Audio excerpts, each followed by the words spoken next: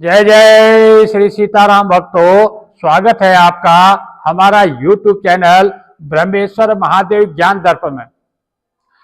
भक्तों, आज जो हम चर्चा करने वाले हैं, जो पौष मास के शुक्ल पक्ष में जो पुत्रदा नाम की जो एकादशी आती है, ये कब पड़ने वाली है, इसका महात्म्य क्या है, इसका पालना का समय क्या रहेगा, इसमें भगवान के किस रूप में उनकी पूजा की जाएगी, ये सब हम विस्तार से बताने वाले हैं। भक्तों, यदि आप हमारे चैनल पर नए हैं, अभी तक आपने हमारे चैनल ब्रह्मेश्वर महादेव ज्ञान दर्पण को सब्सक्राइब नहीं सब्सक्राइब कर लीजिएगा। वीडियो आपको अच्छी लगे तो लाइक कीजिए, ज्यादा से ज्यादा लोग तक शेयर कीजिएगा। भक्तों, जो एकादशी जो पौष मास के शुक्ल पक्ष जो पुत्रदा नाम की एकादशी आती है, ये जो निःसंतान जिनकी जो है संतान उत्पत्ति में कोई बाधा हो रही हो, किसी प्रकार की कोई समस्या आ रही हो, उनके लिए जो है यह अति उत्तम माना गया है। ये जो एकादशी है, इसका नाम ही पुत्रदा एकादशी है। इसमें जो है जो सुकेतु नाम के जो राजा है, उनकी संतान नहीं होती है, वो संतान नहीं होने का काफी कष्ट में रहते हैं और काफी दुख के कारण जो है जब उनको बहुत परेशानी होती है, चिंता होती है, तो वो जो है वन में जाते हैं। तो वहाँ जो है ऋषि मुनियों के आश्रम में जाकर के समूह को देखते हैं, तो उनको पता लगता है कि जो है जो पौष मास के शुक्ल पक्ष में जो पुत्रदा नाम की जो एकादशी आती है, उसका व्रत करने से जो है पुत्र रत्न की प्राप्ति होती है।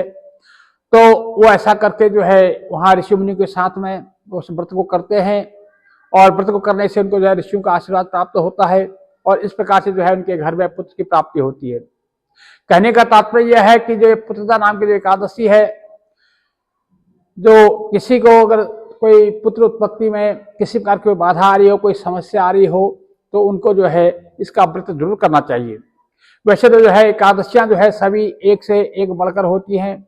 सभी श्री हरियाणा भगवान विष्णु जी की जो है कृपा प्राप्त करने के लिए जो है एकादशी व्रत किया जाता है, क्योंकि एकादशी का जो प्रादुर्भाव है वह स्वयं भगवान विष्णु के अंश से जो है उसका प्रादुर्भाव हुआ है, प्रकाट्य हुआ है।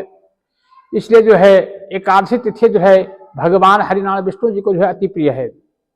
भक्तों, अब हम पहले बात करते हैं इस बार 2025 में जो है जो ईस्वी सन जो है 2025, इसकी जो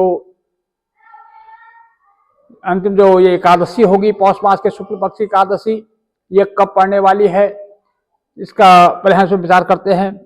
भक्तों, इस बार जो है एकादशी तिथि में काफी असमंजस बना हुआ है। ये 2 दिन पर रही है।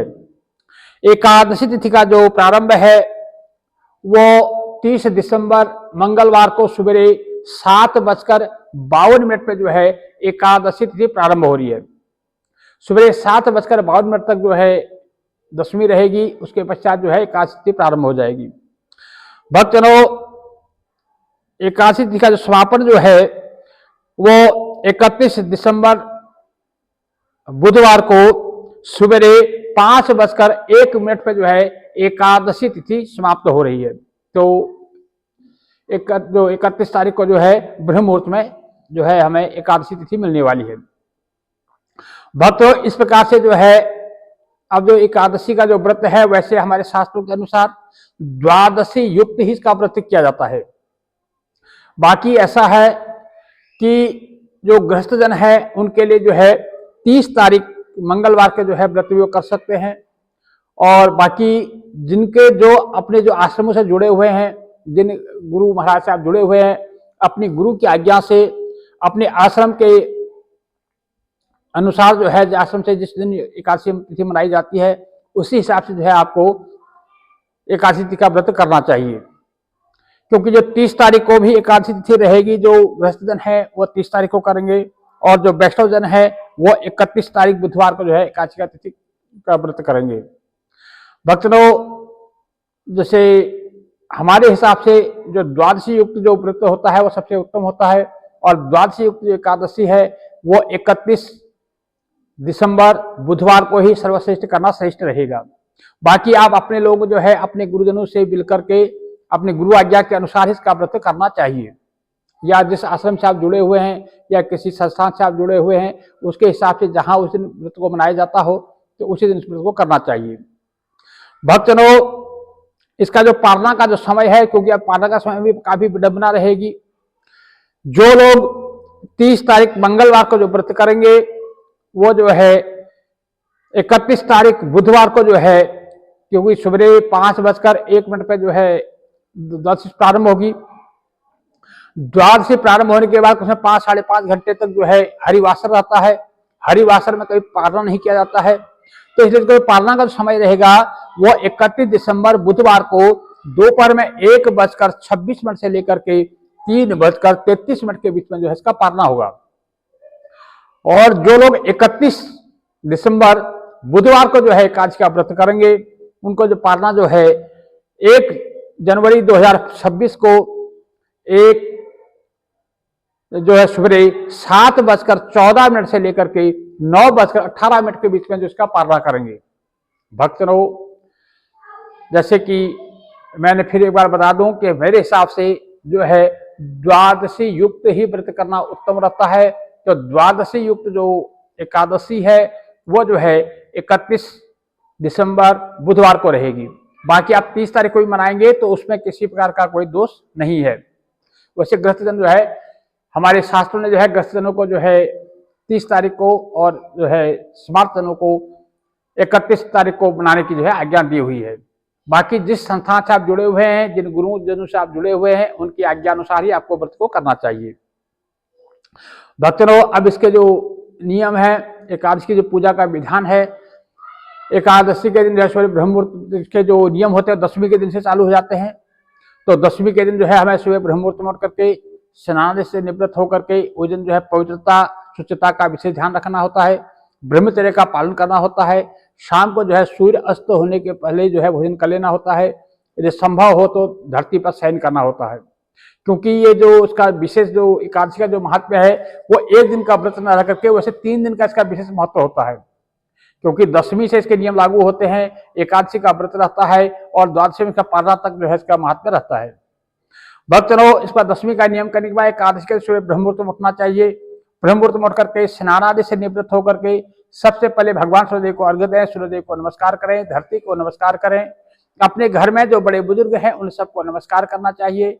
उसके पश्चात जो आपका पूजा का स्थल है वहां पर बैठ करके एक सुंदर चौकी बिछाएं, उस पर पीला कपड़ा बिछा करके उस पर जो है श्री हरिनारायण भगवान विष्णु जी का चित्र या विग्रह जो है या मूर्ति जो वहां पर स्थापित करें और उसका घी का दीपक जलाएं। और घी का दीपक जलाने के पश्चात जो है घी का दीपक जलाएं। घी का दीपक जलाने के पश्चात में जो है अपने 1 मिनट के लिए मौन रह करके अपने गुरुदेव जी का ध्यान करें। और गुरुदेव जी का जो है ध्यान करने के पश्चात में आप जो है एक संकल्प ले लें। संकल्प में अपना नाम, गोत्र, स्थान, तिथि, वार इत्यादि बोलते हुए आपको जो है संकल्प लेना है। संकल्प करने की संक्षेप विधि हम पहले बता चुके हैं, हमारे डिस्कशन में जाएंगे, लिंक मिल जाएगा, वहां से देख करके आप संकल्प कर सकते हैं। भक्तों, संकल्प करने के पश्चात जो है आपको जो भगवान श्री विष्णु जी का जो विग्रह मूर्ति है उसका अभिषेक करना है। यदि चित्र रूप में है तो 3 चम्मच पानी डालना है। पादो पाद्यम समर्पयामि नमः, हस्तोर्घ्यं समर्पयामि नमः, मुखे आचमनीयम समर्पयामि नमः। इस प्रकार से उनको जो है स्नान करें, अंग प्रोक्षण करें। वस्त्र के रूप में आप कलवा प्रदान कर सकते हैं और उनको चंदन लगाएं और उनको जो है नाना प्रकार के सुगंधित पुष्पों से जो है उनको आच्छादित करें, उनको पूजा करें, जनेऊ उनको चढ़ाएं। भक्तों, प्रसाद के रूप में जो भी आपके पास पंचमेवा, पंचमिठाई इत्यादि जो भी आपके पास उपलब्ध है प्रसाद उनको चढ़ाएं। पर जो प्रसाद में जो है तुलसी दल जरूर उसमें चढ़ाएं। तो तुलसी दल चढ़ाएं। एकादशी के दिन जो है तुलसी तोड़ी नहीं जाती है, इसलिए उसका चयन जो है 1 दिन पहले कर लिया जाता है। भक्तों, फल में जो है भगवान को जो है कदली फल अति प्रिय है। आप केले का फल चढ़ा सकते हैं और उसके अतिरिक्त जो भी कोई मौसमी फल हो, फल आप भगवान को अर्पित करें और कुछ दक्षिणा उनको अर्पित करें और पान का जोड़ा उनको अर्पित करें। और इस प्रकार से जो है भगवान श्री का जो है उनका भोग लगा करके और उनको नमस्कार करें। भगवान जो है विष्णु सहस्त्र नाम का पाठ आप कर सकते हैं या कोई गीता आदि कोई पवित्र ग्रंथ का पाठ आप वहां पर कर सकते हैं। यदि आपको कोई गुरु मंत्र प्राप्त है तो ज्यादा से ज्यादा उसकी बालाओं का जाप करें, नहीं तो जो भी है हरे रामा राम राम हरे हरे, हरे कृष्णा कृष्णा कृष्णा हरे हरे, इस महामंत्र का जो है जितना भी हो सके आप जाप करें। भक्तों, इस प्रकार से आप जाप करने के पश्चात में आपको जो है कथा श्रवण करनी है। एकादशी कथा जरूर सुननी चाहिए। यदि किसी कारण से आपको प्रातः काल में कथा सुनने का जो है समय नहीं मिलता है, आप जल्दी में होते हैं, जैसे कोई नौकरी पेशा वाले हैं, कहीं जाना होता है, तो आप शाम को जो है प्रदोष काल में कथा को सुन सकते हैं। भक्त इस प्रकार से कथा श्रवण करें, उसके बाद साथ आरती कर लें।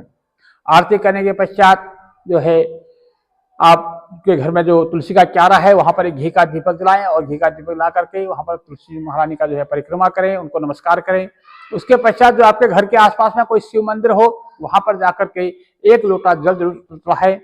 यदि संभव हो तो अभिषेक करें, नहीं तो जो है अपना एक लोटा जल चढ़ा करके भगवान शंकर जी से जो है क्षमा याचना करें, उनकी प्रार्थना करें। उसके पश्चात जो है अपने जो रोजमर्रा के दिन के जो कार्य हैं उनको भगवान को समर्पित करे हुए कार्य को करें। भक्तों, अब इस बार जो है जो ब्रह्म मुहूर्त का जो समय रहने वाला है सवेरे वो 5:23 से लेकर के 6:17 तक का जो समय है ब्रह्म मुहूर्त का समय रहने वाला है।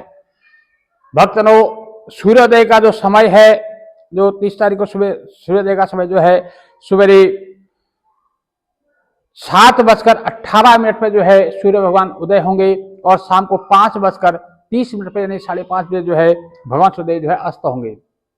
भक्तों, इस प्रकार से जो है अपना पूजा का समय सुबह पूजा कर रहे हैं और सारा दिन जो है सात्विक रह करके पवित्रता पूर्वक रह करके आप जो है राम राम कृष्ण कृष्ण जपते हुए सारा दिन व्यतीत करें।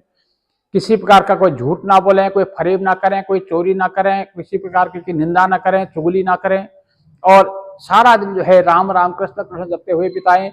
जो भी कार्य करें उसको भगवान की सेवा मान करके, भगवान की आज्ञा मान करके उस कार्य को करें। भक्तों, इस प्रकार से सारा दिन जो है भगवान की सेवा करते हुए व्यतीत करें। सायंकाल को जब प्रदोष काल आए तो फिर उसी प्रकार से भगवान की पूजा करनी है। भगवान की पूजा करें, उनकी अर्चना करें और उसके बाद जो है जो भगवान के नाना प्रकार के स्तोत्र हैं इन स्तोत्रों के द्वारा उनका जो है पूजा अर्चना करें, उनका पाठ करें। और रात्रि में वैसे क्या है एकादशी के दिन जो है जागरण का विशेष महत्व होता है। एकादशी के दिन जो है जागरण करना चाहिए। यदि अब आज के परिवेश में जागरण करना संभव ना हो तो जितनी देर तक आप ज्यादा जाग सकते हैं उतनी देर आपको जागना चाहिए। और इसका पारना जो है अगले दिन होगा। पारना जो है यदि आप 30 तारीख को व्रत करते हैं तो 31 तारीख को सवेरे दोपहर में जो है 1:26 से लेकर के 3:33 के बीच में आप पारना कर सकते हैं। यदि आप 31 तारीख बुधवार को आप व्रत करते हैं तो सवेरे जो है 7:14 से लेकर के 9:18 के बीच में आप पारना कर सकते हैं। भक्तों, इस प्रकार से जो ये पुत्रदा जो एकादशी है इसका जो व्रत है इसको करना चाहिए। इसकी कथा बहुत जल्दी ही डाउनलोड हो जाएगी और ये जो है हमारे चैनल पर आपको कथा मिल जाएगी। कथा जरूर सुननी चाहिए क्योंकि जो 3 मैं बार बार कहता हूँ जो एकादशी के जो व्रत होते हैं जो भी आपको व्रत करते हैं उसके 3-4 अंग जो है मुख्य माने गए हैं। एक तो हम कोई व्रत करते हैं तो सवेरे उसमें जो है संकल्प लेना होता है। दूसरा जो संकल्प लेना जरूरी है। दूसरा जो है जो भी हम व्रत करते हैं उसकी कथा जरूर सुननी होती है। तीसरा जो है पारना जो होता है इसका पारना अति आवश्यक होता है और पारना से पहले जो है ब्राह्मण भोजन की व्यवस्था जरूर होनी चाहिए क्योंकि बिना ब्राह्मण भोजन के जो है कोई भी व्रत जो है हमें उसका पूर्ण फल नहीं दे पाता है। तो ब्राह्मण भोजन के निमित्त जो है आप जो भी आपके घर में उपलब्ध है उसके ब्राह्मण भोजन करवा सकते हैं। यदि ब्राह्मण भोजन करने में जो है आप असमर्थ हैं तो आप सूखा अनाज निकाल करके अपने आसपास में कोई देव मंदिर हो, धर्म स्थान हो या कोई आपके कुल पुरोहित या पंडित जी हो उनको आप उस अन्न को जो है कुछ रखा रख करके उनको दान दे सकते हैं। भक्तों, पारना करने के लिए जैसे अगर अगले दिन जो है चावल का दाना मुंह में डाल करके या भगवान को खिचड़ी का भोग लगा करके या खीर का भोग लगा करके उससे भगवान को जो है पारना करना होता है। और नहीं तो जैसे आप फल से या जैसे तुलसी दल से सामर्थ्य से भी पारना कर सकते हैं। यदि अगले दिन आपका किसी का कोई व्रत होता है फिर आपको अन्न ग्रहण नहीं करना होता है, सिर्फ जो है श्रामृत या फिर तुलसी दल या फिर फल से ही आपको जो है व्रत का पालना करना होता है। लेकिन पालना करना जरूर होता है। बिना पालना का जो है व्रत का जो है पूर्ण फल हमें प्राप्त नहीं होता है। भक्तों, ये जो पौष मास के शुक्ल पक्ष की जो पुत्रदा नाम की एकादशी है उसके व्रत की विधि विधान मैंने आपको बताया। यदि वीडियो आपको अच्छी लगे तो इसको लाइक कीजिएगा, ज्यादा से ज्यादा लोगों को शेयर कीजिएगा। भक्तों, यदि अभी तक आपने हमारे चैनल को सब्सक्राइब नहीं किया तो सब्सक्राइब जरूर कर लीजिएगा। जय जय श्री सीताराम भक्तों।